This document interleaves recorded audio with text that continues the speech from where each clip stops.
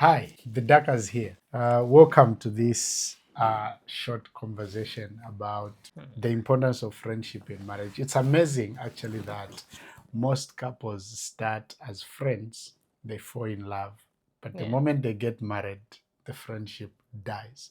But what is the importance of friendship in marriage?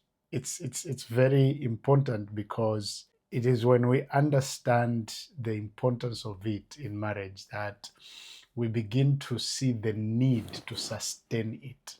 Yeah. Because very rarely do people get married. Of course, in other cultures, you have pre-arranged marriages, and in rare cases, you have people that just maybe meet a short time and then they. But in most But cases, even with the pre-arranged marriages, yes, there's still the time of bonding where you get to know each other. yes, Even I've interacted with people that have pre-arranged marriages. yeah, When you fail to develop the friendship part, mm, that marriage is held to survive.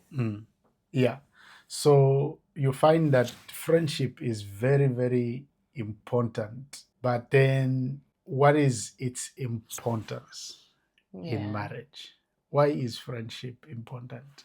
I think to start with, like you said, most couples, Yeah. which we are part of, Yeah. actually started as friends, Yes. and then it graduated into romance. Mm. I think that is bound to happen over and over again Yeah. in marriage because there's always phases when the fires of romance they subside, they go down, and it's almost like it's not there for a lot of reasons. Yeah. There are a lot of things that cause that to happen. Sometimes it's just hormones in us women. Sometimes it's growth, midlife crisis in the men. It's menopause in our part. It's challenges of life. The changes of patterns that just get your mind so off things to the point you don't feel the way you normally would feel. Sometimes it's grieving. Yeah. Loss has Yeah. that tendency where everything else stops to make sense and the world is dim.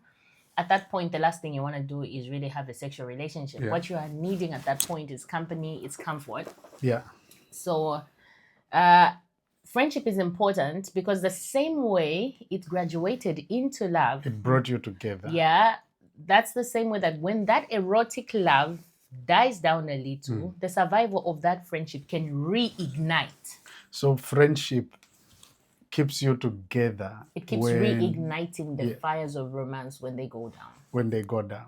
It provides a bridge So to cover the gap. So romance faces challenges like you have mentioned issues, maybe it can be sickness, life situations, economic challenges. You have to go and probably squat in someone else's house. With marriage, even just having kids, you remember that phase where I've just had a baby. There's this period of time where our sexual relationship is a bit hindered by the healing, that complication that came up. So if the only reason we're together is because of the sexual relationship, then what are we doing in that, I don't know, 6 weeks, others longer, others 4 weeks? Yeah. What's happening there? Work in these economic challenging times, work-related issues, people have to go and work far away. So you call today, I love you. And then tomorrow, I love you, I love you. And then the other day, there's nothing more to talk about except I love you, I love you. But when you have how friends, long distance relationships die, isn't it? Yes. It just gets boring over time. Yeah. But then when you are friends, you have a lot more to talk about. And I think the other point and to bring lot more about to do together other than the sexuality. That leads me to the next point why friendship is important is it gives you an extra channel of communication. So you communicate as lovers, but there are times that communication faces challenges. As lovers. Then you are able to find each other as friends. And I think that it's easy to find each other as friends in most cases because there's a certain level of tolerance that you give your friend in comparison to many other relationships. In this case, a romantic relationship inclusive. You see, romantic relationships are usually about what turns me on about you. So feelings, how I feel, how I'm feeling, maybe even at that particular time. Friendship has an aspect of loyalty. Yeah. Romance doesn't have a lot of that because my body has to respond. Yeah. So when you are not that is turning me on, that is triggering my Yeah. emotional response, Yeah. I don't need you. But when we're friends, the loyalty part of it says I've been through enough with this person. Yeah. We've seen the world together. Yeah. If I walk away, what are they going to do? At this point, they need me the most. Or if I walk away, what am I going to do without them? Then I have to start my whole life all over again, because as friends, we've been sharing literally every aspect. Yeah. So it's like starting So all there over. is so there is a chance. So when you're friends, you are able to find each other as friends when you fail as romantics, and then reignite the romance again. Because in most cases, the people that we fall for actually are basically friends. Be close enough for an extended period of time of the opposite sex, you are bound to be attracted. Actually, most of the time, the cases of cheating and what They it start was, like that. they start like that. We're just friends. So why not build your friendship with your spouse? And the other importance is that it enhances and broadens your bonding, right? Because you spend more time together, you have a variety of activities together, you have more to share, in short. So And the more you share, the more Yes. you understand each other. Yeah. The more you share and open up to someone, the more you get them, the more they get you, the more Yeah. they feel you as a person, the more you feel them. So it's easy to appeal to someone's emotion when you understand them. You understand why they're doing what. You Yes. understand how they respond. Yeah. You understand what means what to them. Yeah. Because sometimes in a romantic relationship, when you don't really know the other person, you may be doing something thinking it's triggering them because it triggered somebody else, Yeah. not realizing that for them, that's actually a turn off. What works for somebody else is not what works for everybody. Romance has no one size fits all. So you have to understand an individual. The only way to understand them is when you get to know them. That's the place of friendship, isn't it? Yeah. So you bond more, you have more channels of communication. And not only that, but you have more reasons to stay together even when other things are failing. Because sometimes you might feel willing to lose a lover, but the thought of losing a lover and a friend, That's heavy. So you go an extra mile to fight for this relationship because there is more in it. Actually, in If most you cases, can even be business partners, even better. Yes. The more there is to a marriage, the more investment there is. Yes. The more reason there is to fight for it. Yes. Because if it's just sexual, boo, we can always meet somebody. Yeah. You know? And you see, when you build stronger relationships outside your marriage, stronger friendship outside your marriage, you find it easy to walk away from it. Yeah. Because there's nothing there. Yeah. Even when you could have worked things out, you quickly find it easy to walk out because there is not much happening here. There's nothing pulling you back. Yeah. So once the emotions, the passions, the feelings die off, it's like there is nothing more. You see, there are people who are under the deception that because we've got children, we're going to fight for this. Children are independent individuals. Yeah. And somehow they survive. They just survive. Whether parents die or parents divorce, it's hard, it's not good, but they survive, they adjust. And the time will come when they will leave the home. And the funny thing is, even the two of you, if all you've got are kids, there's always a way to support kids from a distance. Yeah. Actually. But when what you have is more of you in there, when you walk away, you lose so much of you. So it just keeps getting more reason to fight for a marriage when there is more invested.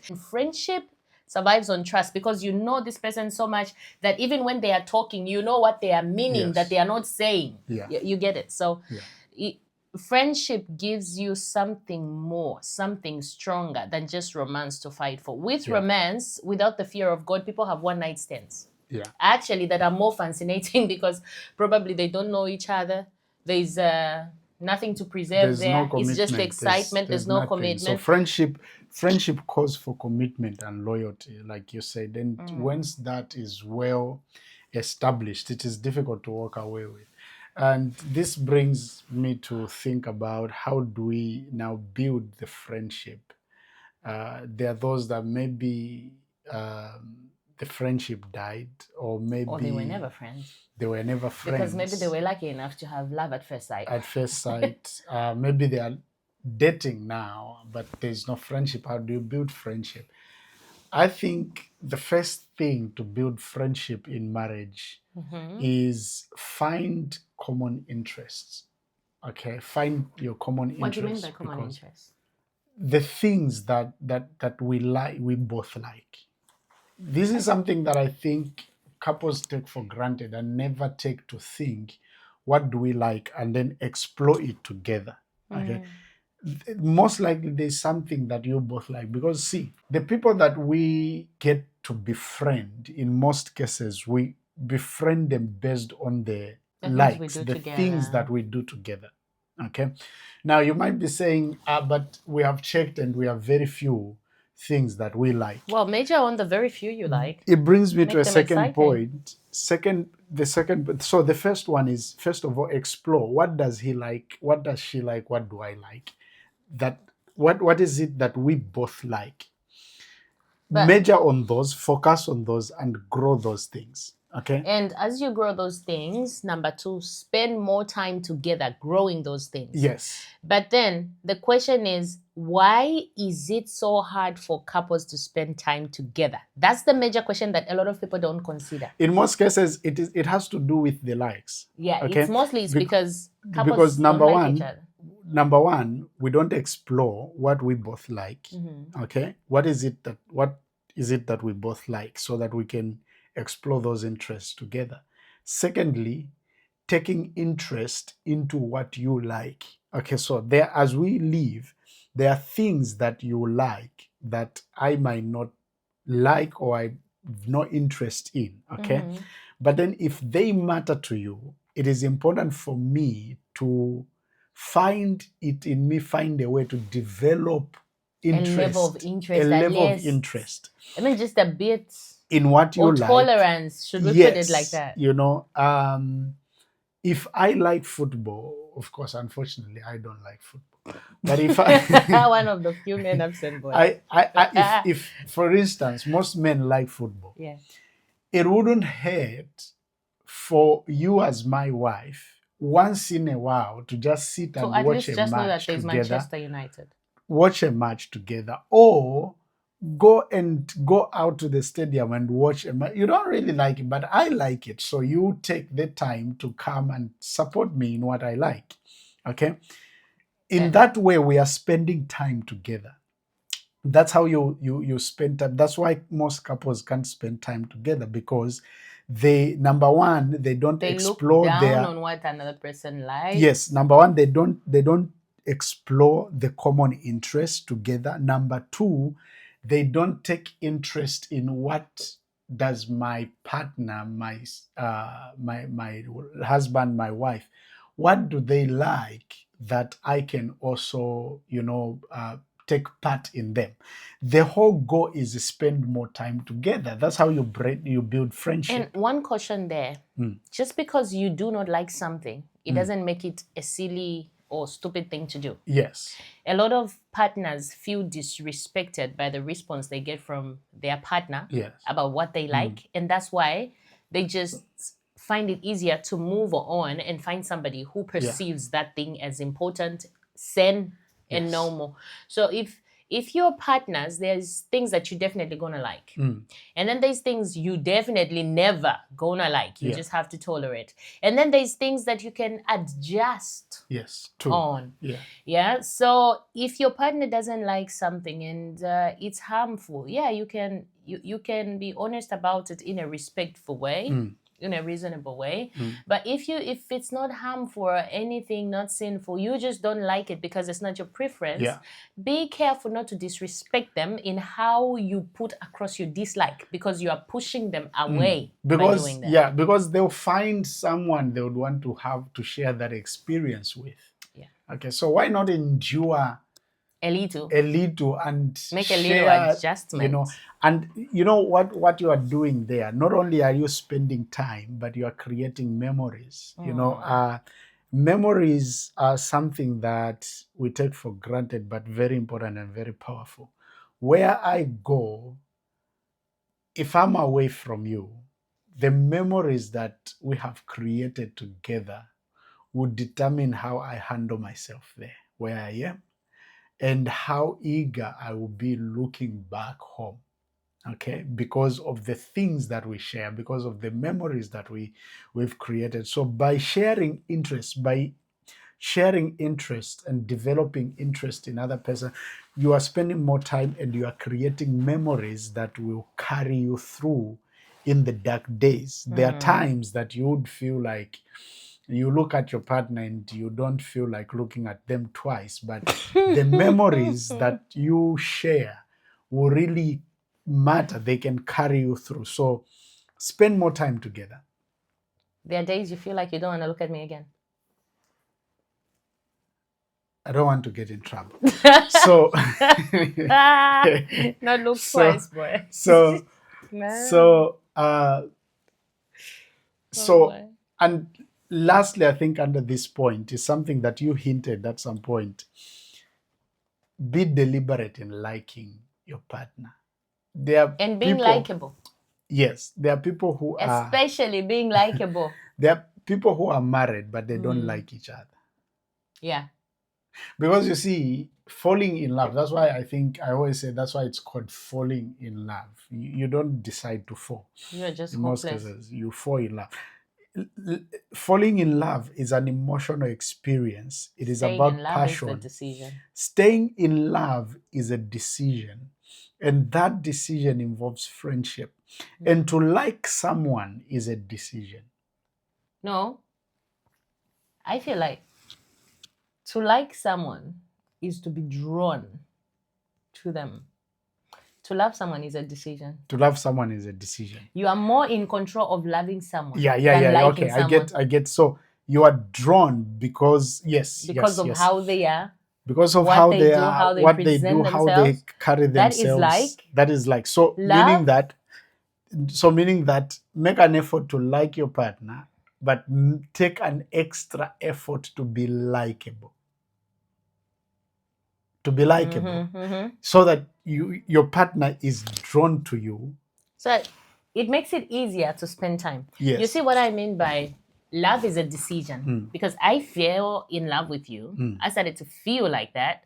And at a point where it needed commitment, I needed to decide, because there'll be days when, like you said, I don't want to look at you twice.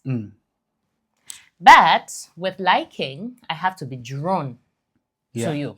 Liking is more of a response. Yes. To who you are, the way you do things. Love can be a decision. Love is like, I've got kids. Yeah. If I'm not careful, I will love all my kids because I'm a mom. Yeah. Because my motherly instincts draw me to all of them. Yeah. But depending on the way the kids treat me and carry themselves, I might like some of my children, both like and love some, and only love others and dislike. You dislike the child, but you love them because they are yours anyway. So you are in court fighting for them. You don't like it, but because you love them.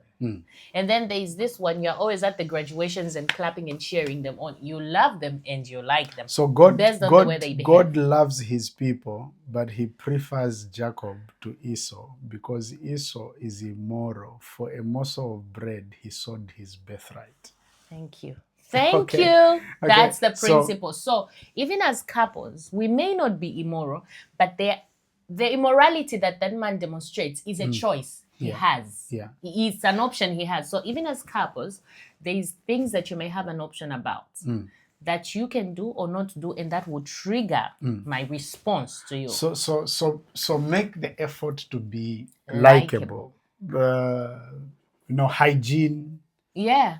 the way mannerisms, in public, the way you carry especially. yourself, the way you handle yourself. There's men. Mm. I being being a teacher, one day we sat on a staff room table. I worked in different places, so I'm not going to mention this place. Just maybe someone might remember. But we sat on this staff room table and we were chatting about why men are taking side chicks out to their dinner events, especially the work related ones. And this guy makes a joke and says, I carry her to a dinner event. She comes dressed like she's going for a traditional ceremony. So basically, the way you look is also important for liking. So this man loves you, but because you will embarrass him in public. He doesn't so like it's it. mannerism. So he doesn't like you in certain places because your behavior might set him off. There's ladies that just don't know how to be collected and together. When you go with them, they create the scene and everybody's attention is on you. And there are men also who are like that. So sometimes your spouse may love you, but not like you because of mannerism. Yeah. Because of hygiene. You see, with liking, when I like someone, I want to spend time with them. Yeah. But how do I want to stay 2 inches away from you, holding hands and speaking in your face if you've got bad breath?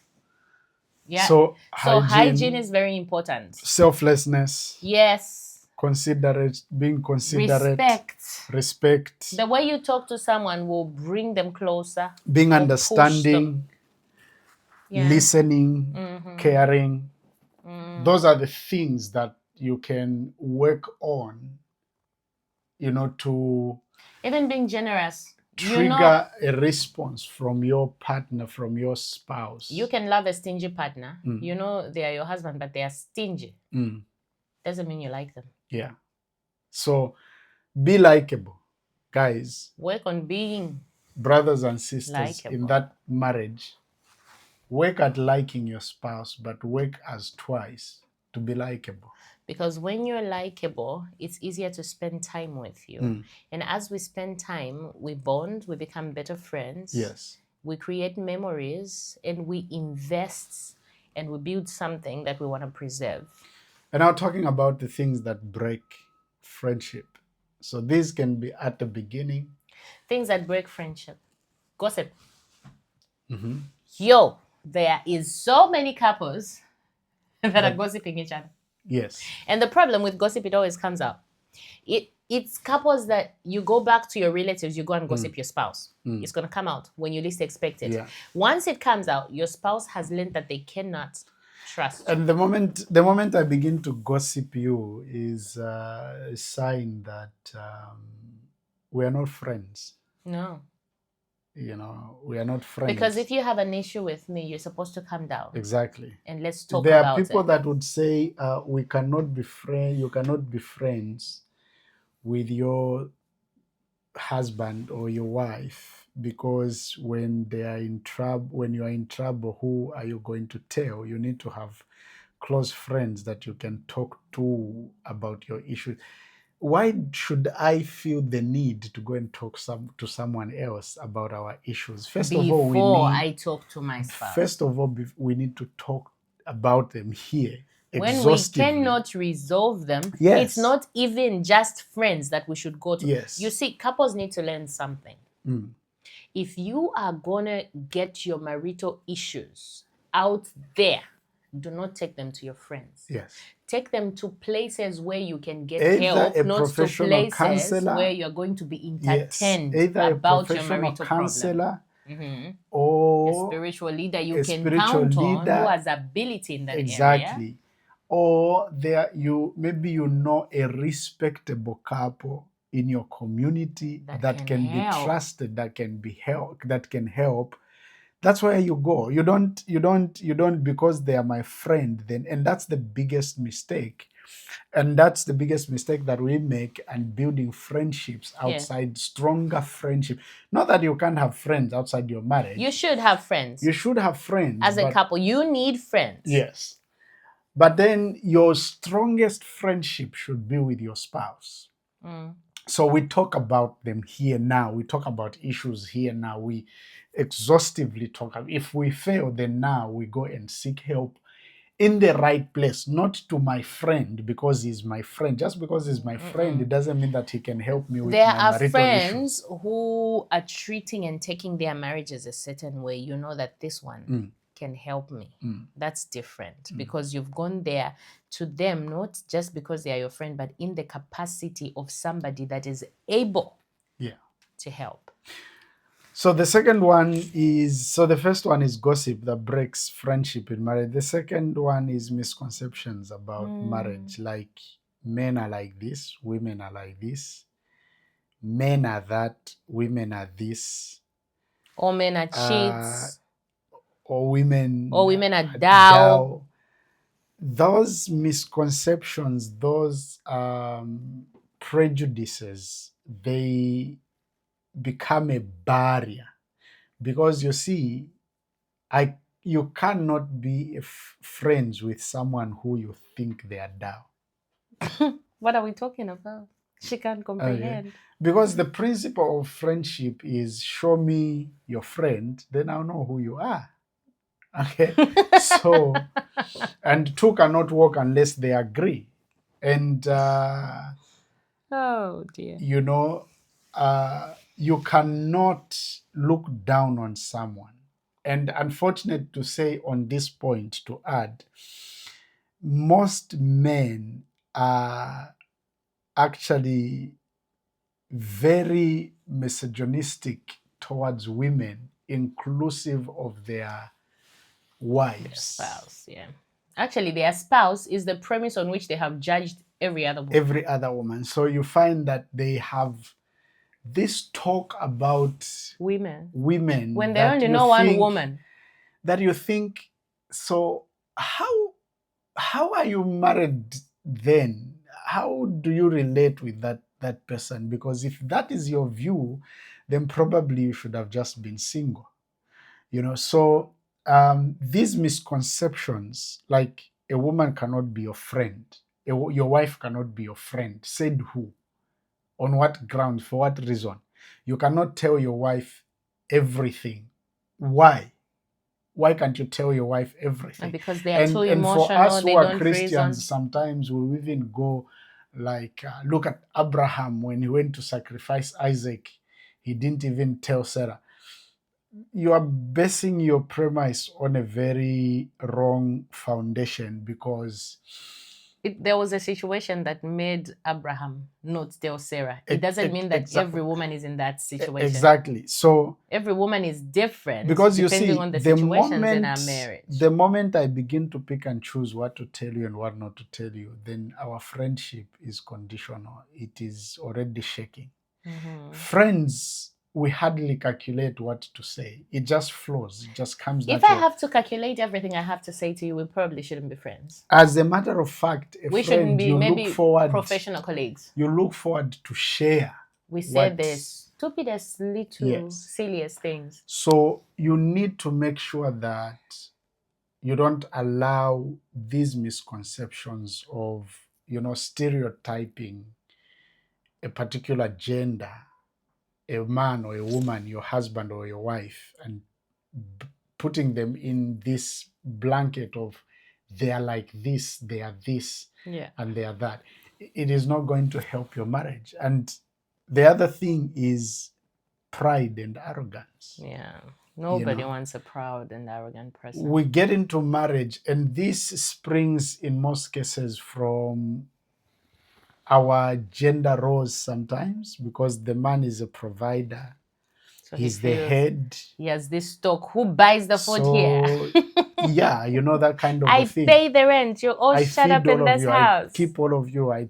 What? So now we're all your dependents, starting with the wife as the chief dependent. The wife is not the chief dependent, even better, but the wife is the chief maid. The wife is the chief maid in the house, and everyone else they are, house helps. You cannot build friendship in that arrangement.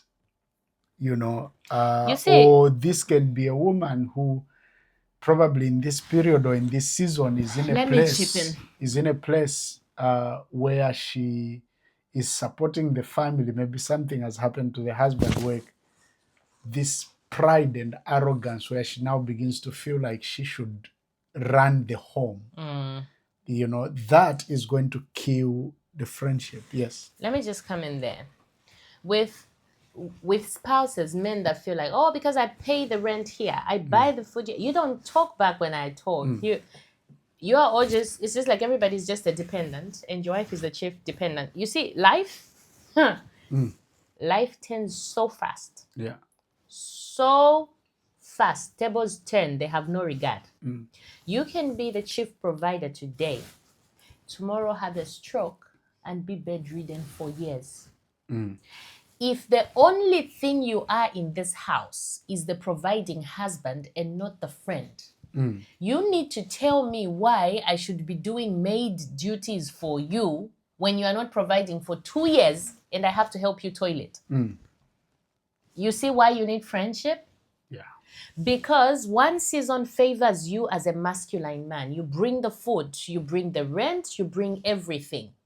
There is no guarantee that as long as we are married, that will be the position you take. And Disease you see, we have does seen, not choose. Yeah, and even unemployment does not choose. You can lose your job today and struggle to get a job for the next 3 years. and we have if seen you these treat your wife anyhow. We have seen these things in society, and when they happen, we quickly say, no, the wife is not a good person. Make judgments she ran away why when the he other was person sick. why the other person is reacting like this. But when you get the background story, then you begin to understand that actually there is a premise, not to say that such a reaction from a woman would be right, but then no, they in have certain reasons. cases, actually, I think it's right. No. I'm sorry, as a woman. No. In certain cases, I think it's right.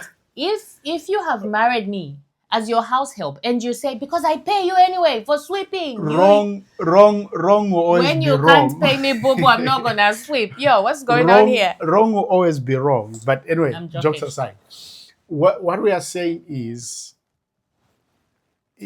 there has to be a stronger base of relationship, and friendship provides that. Yeah. So yes, I'm providing, but it doesn't and mean I should that be respected, but it doesn't mean you're nothing. I have to treat everyone else like they are nothing. Pride and arrogance, then it's not helping. Like she gave an example. A time might come where I need help. I'm helpless. If there's no friendship, it will be very hard for the people that I treated as nothing for them to help me. Because in the time that I'm not able. A lot of men don't understand this. A lot of men, especially because I'm going to say this because apparently the culturing in most cultures prepares a woman to serve. Most men, not so much training, not so much teaching. And they just grow up with this, oh, I'm a man. I'm masculine. Don't talk to me and, I can't be your friend. You don't give me your opinion. I don't care. I feed you. I pay the rent. That's okay. The problem is with all your masculinity, life happens to everybody. Like I said, it might be a stroke. If as a man, you take the chance to sit just one whole day around someone who has a stroke, you understand why you need to be humble and treat your wife like your friend in a better way, because tomorrow you will not even be able to say I'm the man here, because that your mouth will not be able to produce words. There is a time that comes that you don't apply for where you have to be helped with everything. Washing, toileting, even being fed, even living in a house that you cannot rent. Not because you don't want to rent, but because life has happened to you. There has to be a deeper Sometimes relationship. it's joblessness. Sometimes it's mental health. You see, we treat people who've got mental health issues like, yo, look at that.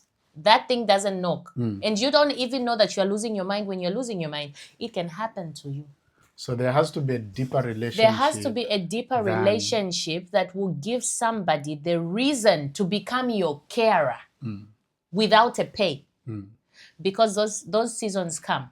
If you treat your wife and your children anyhow, you see, I've seen men break a leg, wake up in the morning, they are okay. Just walk into town, fall over something, and have their leg broken. and they're in hospital, their leg is hanging up there. While your leg is hanging up there, you're going to need diapers because you'll never get off that bed for weeks. You will need somebody to wash you. You will need somebody to cook and to come and feed you.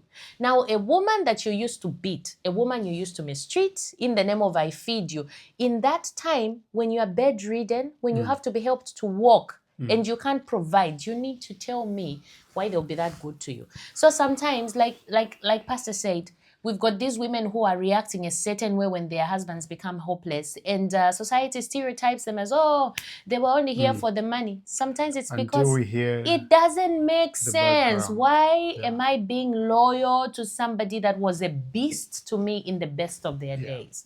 That is why you need friendship. That is why, even as powerful and masculine as you are as a man, leave room to be kind to this woman that today has the responsibilities of a wife, but tomorrow might be the one having the responsibilities of your mother, that at that age, even your mother cannot perform because age says no. Yeah.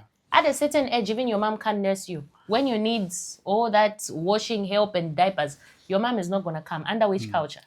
So we are talking about things that break friendship. And I think of all the things we've said, the last one is competition in two angles. Number one, the competition that springs from feelings of jealousy Towards each other. towards each other. It's amazing that some couples are actually jealous of each other. It happens when you don't like each other. Yeah.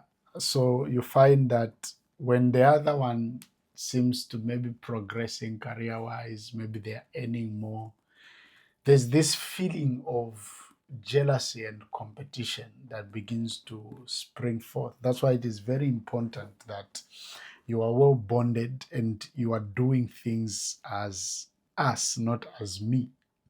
You know, there's that friendship. So this silent competition that breaks out of jealousy can destroy friendship because now it becomes you versus me. So there are a lot of couples that are in marriage, but they are in competition. The other aspect of competition is where I begin to raise competition against you, where you begin to feel like you are competing with other people for my attention with other people, other things. You know, other people is where I just don't understand why a married person would have a best friend outside their marriage. Why a married person wants to have somebody closer than their married It doesn't partner. matter. For me, it's not about them being male or female, but I just think have friends, good friends, fine. Close friends. Close friends, That's fine. okay. But if we are talking about what we call best friend, it has to be your spouse if you are married. And you have to be deliberate to build your friendship to that level. If you don't have it to that level, I cannot have a best friend other than my wife. I don't think it is right. I don't think it makes sense because you see, It we are doesn't, human because beings. Yes. I find why we call somebody best friend is because that's where we open up. Yes. That's where we pour out our hearts. Yes. That's where we are vulnerable. Yes. That's where we say what we can't say to everybody else. That's who we tell what we normally wouldn't tell. That person knows a phase and a part of us that nobody knows. Yes. Yeah. So if I'm gonna have my spouse and have a best friend, that means there's information leaking from this home. Yes. That means everything that I'm not happy about in you, I'm telling somebody else. Because to a best friend, we also talk about our concerns. It means all my concerns about you, I'm taking to somebody And else. it is this, that's not a safe space for you. And it is this best friend thing that I think for me it leads to what I call emotional unfaithfulness. To me, I consider it a cheating at a certain level. Okay. Yeah. It is emotional unfaithful because what I should share, the intimate emotions I should be sharing with you, I go and share them with someone else. Okay. It just doesn't make sense because you see, when I have a best friend, even if it is a fellow man, I'm raising competition I'm raising competition for you. You begin to compete for this guy. I For have seen attention. actually people, a spouse telling the best friend of their spouse, say, To stay away. London konabanen, or talk to your friend about this. Can you talk to your friend? Why Because he's should not hearing me, maybe he can hear you. yes? How unfair. Why do I have to appeal to someone else to To be the speak to my mediator. spouse? It just doesn't make sense. And that someone else is not a counselor. And not only so, the truth of the matter is, being human beings, the aspect of preference will always be there. If there are two people that are close to me, I will like the other more Than the other. It cannot be two ways. Yeah. So I think that couples should work hard to build their friendship to that level where they can say, we are best friends. You're right. Because it only leads to emotional unfaithfulness. That's Actually, what I can say. To top up on that, competing with things. Do you have any idea the level of disrespect that people feel when they are competing with things? Yeah. People who I've come to realize something in my And little counseling time. these days we hit the nail on the head, phones. Yeah. I've dealt with women that are struggling with cheating on several occasions. And this is what I've learned. The ones that say that my husband is cheating with another woman, they are better in the way they respond and their reasoning than the ones that say my husband is cheating with things indirectly. That's not even what they say, but that's what they imply. Yeah. The ones that they think they are competing against a woman, they have something that they look at and it makes them assess themselves. Maybe it's because she's that I'm not. Yeah. They still feel human. The ones that feel like they are competing with a phone, the ones that feel like they are competing with a job, the ones that feel like they are competing with his ego to collect papers, because there's a way of studying that is necessary and there's a kind of desire to collect papers that is nothing but ego. And the ones that feel like they're competing with a car or the ones that feel like they're competing with his wardrobe. Somehow this man has fallen in love with something that can't even talk, it's not even making effort, or this woman has fallen in love with something that is not even making effort, and you're making every effort, but you are losing to an inanimate thing. The level of disrespect. You need to be careful as a spouse, man or woman, to not fall in love with your phone more than your husband or your wife. Yeah. You need to be deliberate to show your spouse that you don't like your laptop more than you like her. That you are not so into your car. I've seen men disrespect their wife over their car. Since when?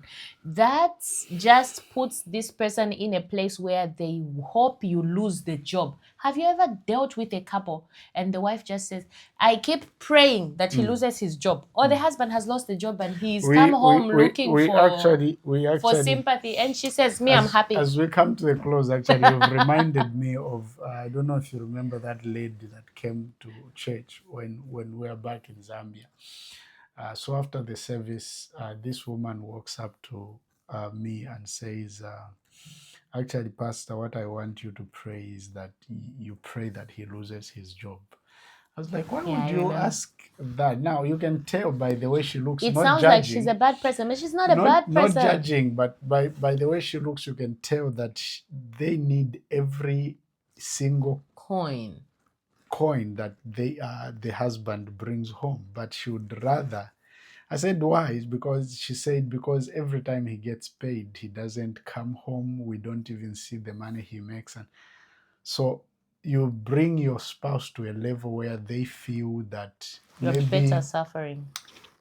Bad things should befall you so that you can stay home. In other words, they would rather you don't progress. They would rather you don't progress. So some of us are thinking that witchcraft, our village people are fighting us when there's a prayer request in the house, and the Bible says the Bible talks about angering your spouse, and that you are praying, and your prayers are not even going up to heaven because your spouse is angered. Yeah. But now can you imagine not just angering in a way that hinders your prayers, she's actually praying that your Yes. prayers go nowhere. So, brothers and sisters, let us build our friendships in marriage, and it will make our marriage better. Yeah, it We is. should always work towards that, improving our marriage and getting better. So the Lord richly bless you. Look out for what we'll be talking about next very soon. Shalom.